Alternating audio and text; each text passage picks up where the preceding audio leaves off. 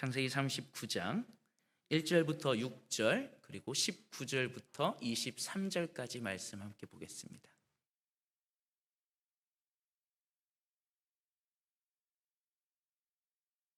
창세기 39장 1절에서 6절, 19절에서 23절 말씀 한 절씩 교독하여서 읽도록 하겠습니다.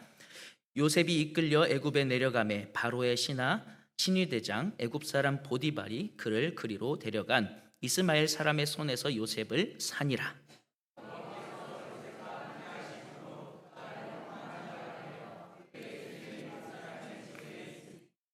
그의 주인이 여호와께서 그와 함께 하심을 보며 또 여호와께서 그의 범사에 형통하게 하심을 보았더라.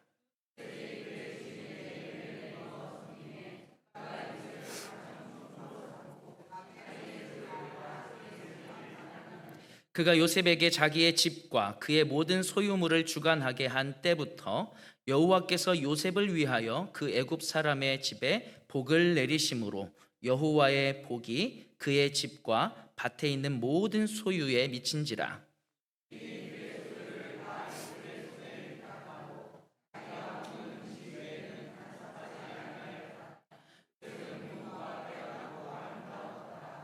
그의 주인이 자기 아내가 자기에게 이르기를 당신의 종이 내게 이같이 행하였다 하는 말을 듣고 심히 노한지라.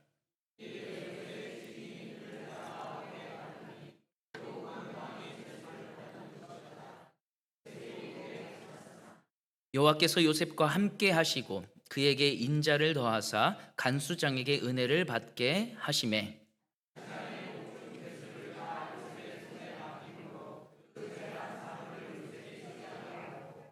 간수장은 그의 손에 맡긴 것을 무엇이든지 살펴보지 아니하였으니 이는 여호와께서 요셉과 함께 하심이라. 여호와께서 그를 범사에 형통하게 하셨더라.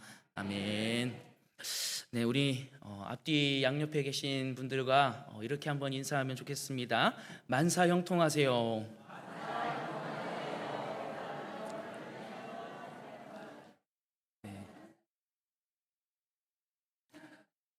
네, 만사 형통하시길 바랍니다.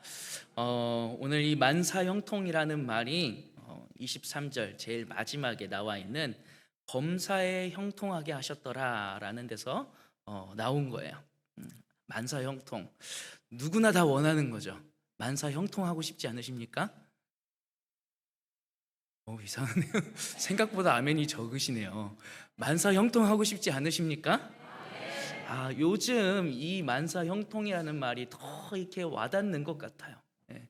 우리 성도님들과 이야기를 하다 보면은 정말 이 지금 삶이 참 힘들고 삶이 너무 폭복하고 힘들고 우리 청년들도 취업을 하는 것도 어렵고 취업을 해서도 어렵고 또 거기를 또 내려놓자니 또 그것도 힘들고 뭐 젊은 사람은 젊은 사람들대로 또 연세가 있으신 분들은 연세가 있으신 분들대로 다 무언가 이 삶의 무게가 너무나도 많아가지고 이 만사 형통이라는 게 이게 정말 가능은 한 것인가라는 생각이 들기도 하죠. 근데 이 만사 형통이라는 말 분명히 오늘 이 성경에도 나와 있는 거잖아요. 그렇죠? 이 말을 누렸던 이 요셉의 이야기를 우리가 오늘 함께 보면서 과연 이 요셉은 어떻게 이 형통을 누리게 되었는지 또 그가 누렸던 이 만사 형통이라는 것이 정말로 무엇이었는지 우리가 함께 살펴보면서 우리도 이 만사 형통의 은혜를 누릴 수 있기를 간절히 소망합니다. 여러분 오늘 이 본문의 배경 우리 사실 너무 잘 알고 있긴 하잖아요, 그렇죠? 그래도 한번 짚고 넘어가면 좋을 것 같아요. 이 요셉은 아버지의 사랑을 정말 많이 받았던 사람이었죠. 근데 이 사랑을 너무 많이 받으면 한 형제만 너무 사랑을 많이 받으면 다른 형제들의 이 시기를 사게 되어 있잖아요, 그렇죠? 그 당시에는 말을 하지 않아도 나중에 뭐 부모님이 돌아가시면 너는 그때 뭐 받을 거 다 받았잖아 하면서 또 이야기하기도 하고 분쟁의 씨앗이 되기도 하잖아요. 요셉도 마찬가지였습니다. 시기를 너무 많이 받아가지고 다른 형제들이 요셉을 팔아넘기죠. 이스마엘 상인들에게 은 20을 받고서 이 요셉을 팔아넘깁니다. 그리고 요셉이 도착한 곳이 이집트였어요. 이 이집트에서 어떻게 살아가는지의 이야기가 시작되는 게 오늘 본문의 39장의 이야기들입니다. 여러분, 요셉의 이야기가 한 37장부터 시작이 되고 39장에까지 이르게 되는데, 여러분 이 37장부터 39장까지 여러분들 읽으시면은 얼마나 걸리시어요? 읽는데 시간이 얼마나 걸릴까요? 뭐 빨리 읽으면은 10분이면 다 읽지 않겠습니까? 그렇죠? 10분이면 다 읽을 거예요. 그런데요, 이 요셉은요, 이 이야기를 10년 넘게 살아온 거예요. 우리는 잠깐이면 읽을 이 이야기가 사실은 요셉에게는 굉장히 긴 시간이었다라는 거예요. 10년이 넘는 시간들. 37장 2절을 보면은요, 요셉이 형제들에게 팔릴 때가 17살이었다라고 이야기를 합니다. 그리고 41장 46절을 보면은 요셉이 바로 앞에 서서 총리가 될 때의 나이가 30살이었다라고 이야기를 해요. 그리고 그 사이에 감옥에 있을 때 한 2년 정도 지냈다라고 하면은 보디발의 집에서 가정 총무로 있었던 시간이 한 10여 년의 시간이 되는 거예요. 그러니까 오늘 이 39장에 일어났던 이 이야기만 10여 년의 시간인 거예요. 굉장히 긴 시간이죠. 그렇죠? 우리에게는 이 책장 하나만 넘기면은 되는 이 짧은 순간이 요셉에게는 끝이 보이지 않는 터널이었다라는 거죠. 17살, 아직 앳된 이 소년이 어느 날 갑자기 아주 낯선 이집트 땅으로 아무 연고도 없는 그곳에 덜렁 남겨지고, 그곳에서 종으로 살아야 하는 시간, 하루가 지나고 한 달이 지나고 1년이 지나도 상황이 달라지지가 않아요. 똑같은 종으로서 거기서 지내고 있는 거예요. 과연 이 생활이 언제나 끝날까라는 그런 생각을 요셉이 하지 않았을 수가 없을 겁니다. 그런데 그 아무도 이 나의 이 종살이는 언제 끝날까라는 이 물음에 대답해 주는 사람도 없어요. 그런데 이런 요셉을 향하여서 오늘 성경 말씀이 형통한 자라고 얘기하고 있는 거예요. 아니, 우리가 가지고 있는 이 만사 형통의 기준하고는 뭔가 맞지 않는 것 같잖아요. 한 10여 년의 기간 동안 종살이하고 있는 이 요셉에게 형통한 사람이라고 하고 있다뇨. 오늘 본문 2절 말씀 우리가 한번 함께 읽어보면 좋겠는데요. 본문 2절에서 이렇게 이야기합니다. 시작. 여호와께서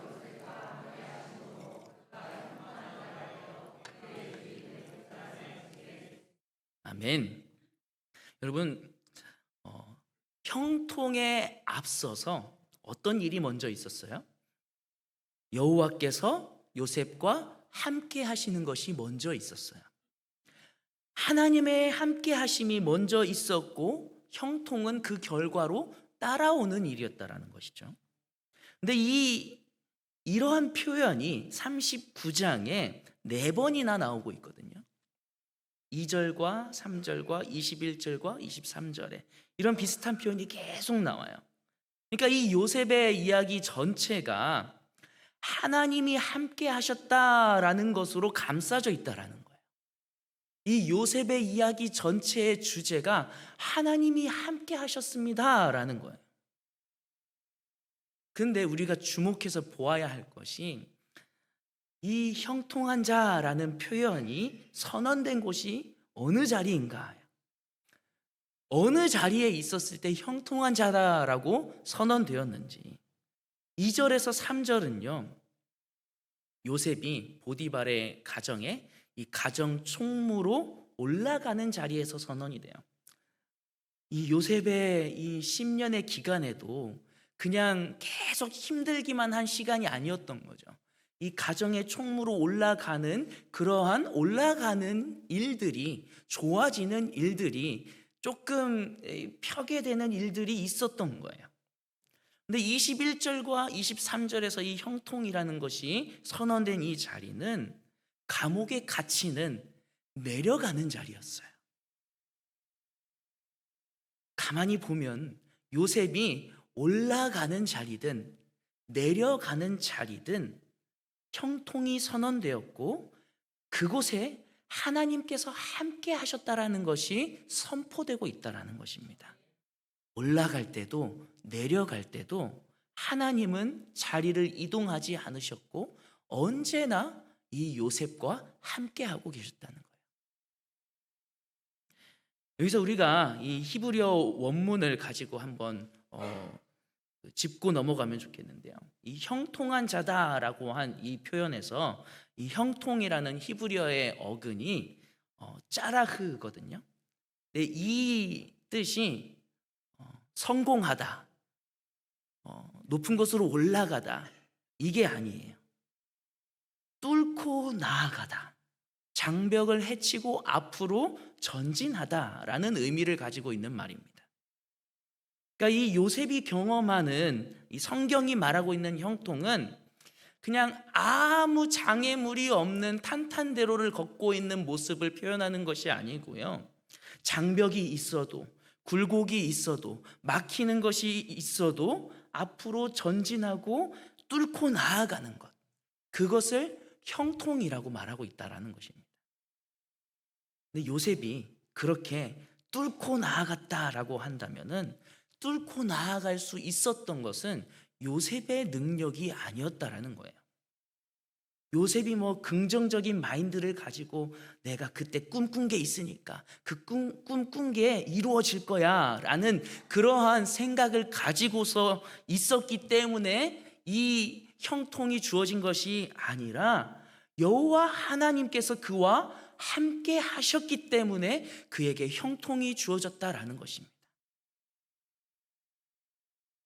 이 7절부터 18절 말씀 우리가 오늘 함께 읽지는 않았지만 여기에서 요셉이 평소에 어떠한 모습으로 살았는지가 나옵니다.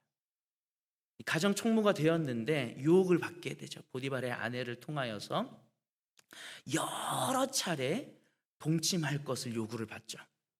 근데 여러분 아까도 제가 말씀을 드렸듯이 이 짧은 장 하나가 10여 년의 시간이었잖아요. 그렇죠? 아마도 이 동침을 요구한 것이 한두 차례가 아니었을 것이고 그냥 한두 달에 있었던 일들이 아니었을 것으로 생각이 돼요.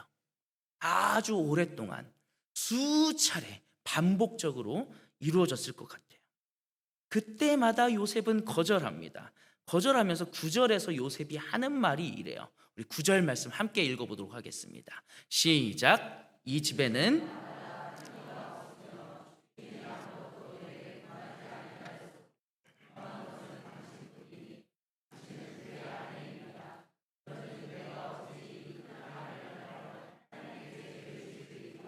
아멘.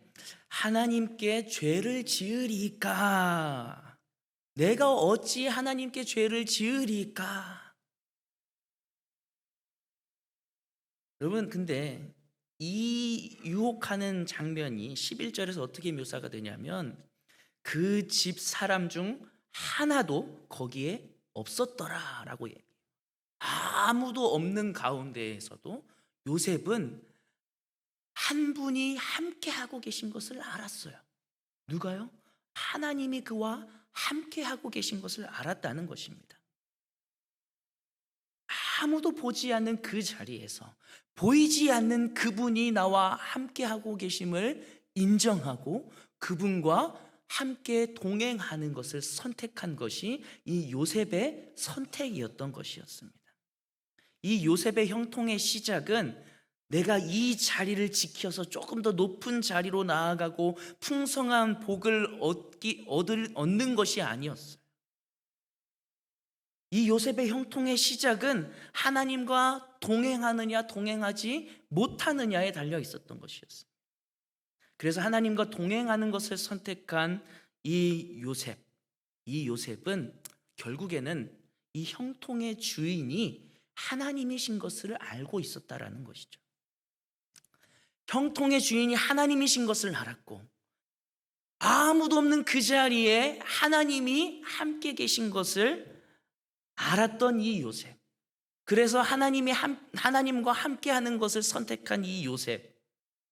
이 요셉이 옳은 선택을 했는데 어떻게 되죠? 억울한 누명을 쓰고 옥에 갇히게 됩니다. 근데 21절에서 성경이 이렇게 이야기합니다. 우리 21절 말씀도 한번 함께 선포하며 읽어보겠습니다. 시작. 여호와께서 요셉과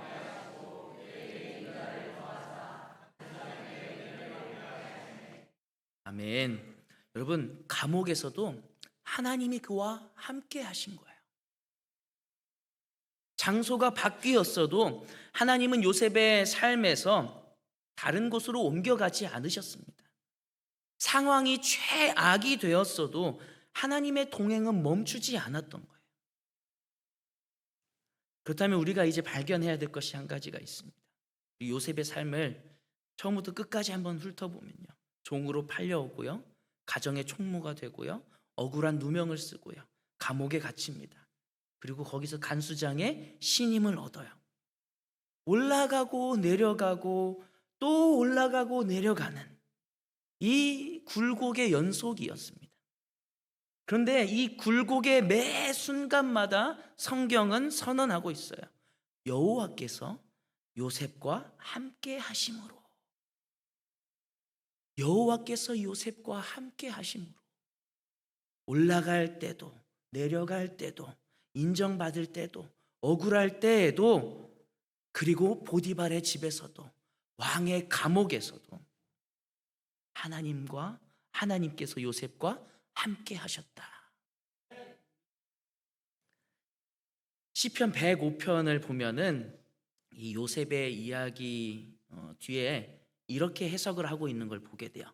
우리 시편 105편 17절부터 19절 말씀을 한번 함께 읽어보면 좋겠는데요.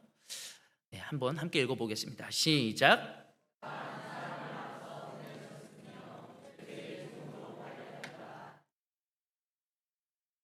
계속 띄워주세요. 17절부터 19절까지요. 그의 발은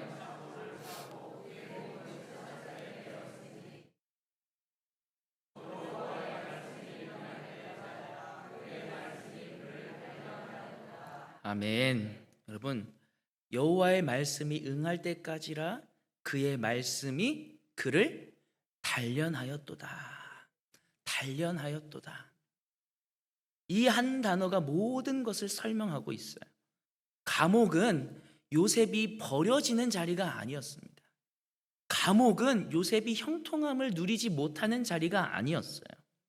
하나님은 요셉을 버리신 것이 아니라 하나님께서 더 크게 쓰시기 위하여서 더 깊은 자리에서 빚어가고 계셨던 것이었습니다.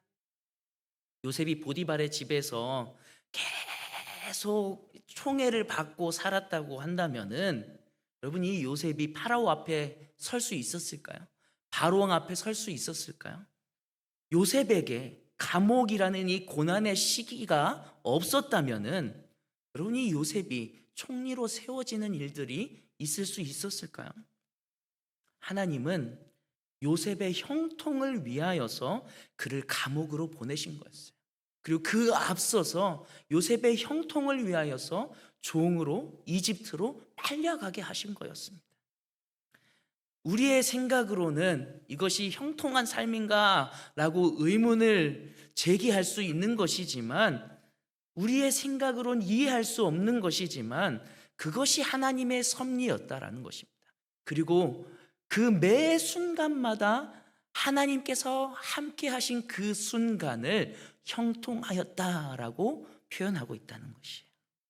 여러분, 형통한 삶은, 성경에서 이야기하는 형통한 삶은 보니까 모든 것이 그냥 다 잘 풀리는 것이 아니에요. 굴곡이 없는 삶을 이야기하는 것도 아닙니다. 굴곡진 삶의 모든 순간에 올라갈 때도 내려갈 때도 하나님이 함께 하시기에 앞으로 전진하고 뚫고 나아가는 삶, 그것이 성경이 우리들에게 형통한 삶이라고 요셉을 통하여서 우리들에게 가르쳐주고 계시다는 사실입니다. 여러분, 요셉은 감옥에 갇혀서도 뚫고 나아갔습니다. 23절에서 이렇게 이야기하고 있죠. 간수장은 요셉의 손에 맡긴 것을 무엇이든지 살펴보지 아니하였으니 이는 여호와께서 요셉과 함께 하심이라. 여호와께서 그를 범사에 형통하게 하셨더라. 감옥에서도 형통했다고요.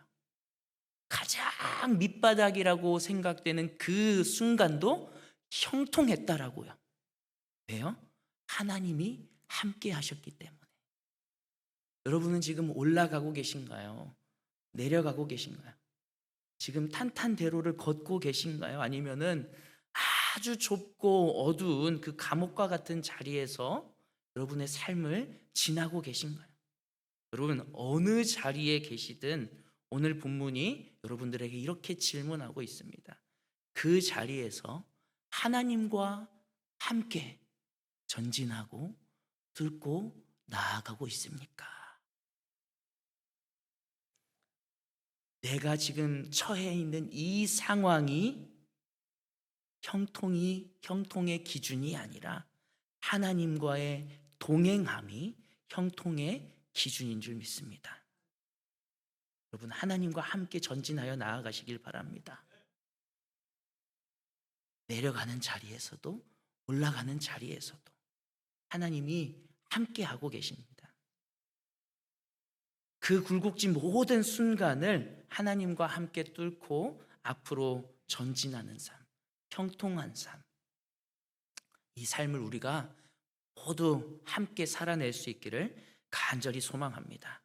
우리 이 시간에 이 의미를 담아서 다시 한번 함께 옆에 있는, 앞뒤에 있는 사람들에게 인사하면 좋겠습니다. 만사 형통하세요.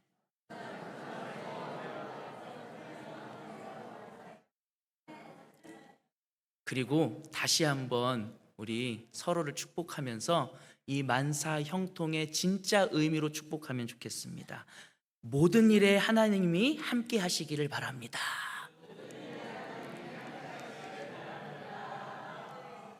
마지막으로 한 번만 더 축복하며 인사하면 좋겠습니다. 모든 일에 하나님과 동행하세요.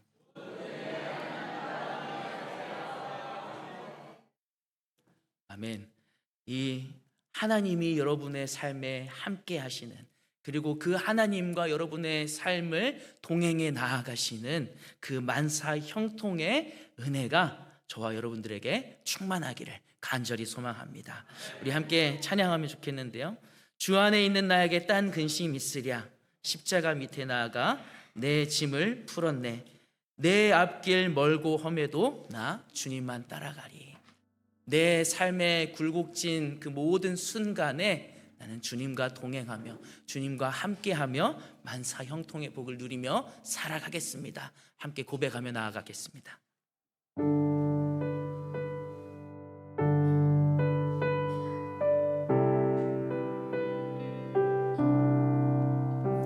주 안에 있는 나에게 난 근심이 있으랴, 십자가 밑에 나아가 내 짐을 풀었네. 주 안에 있는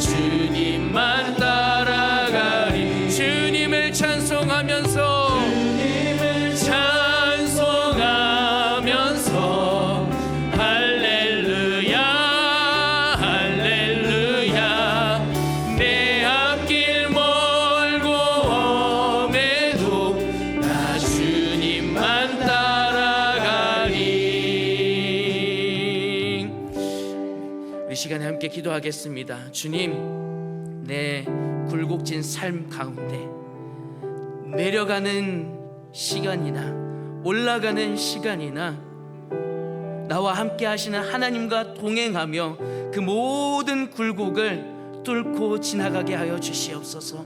주님과 동행하게 하여 주시옵소서. 주님과 동행하는 것이 만사 형통함을 내가 항상 기억하며 나아가게 하여 달라라고 우리 주님의 이름 크게 한번 부르고 다 함께 기도하겠습니다.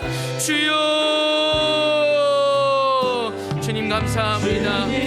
주님과 함께함이 만사 형통의 복임을 기억하게 하여 주시옵소서. 나와 언제나 함께 하시는 내 삶의 굴곡 가운데 매 순간 가운데 함께 하시는 하나님을 발견하고 그 하나님과 동행하게 하여 주시옵소서.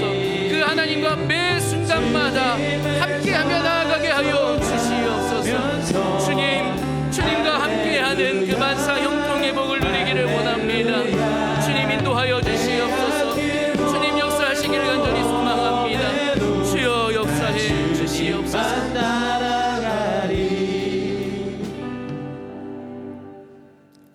사랑의 주님,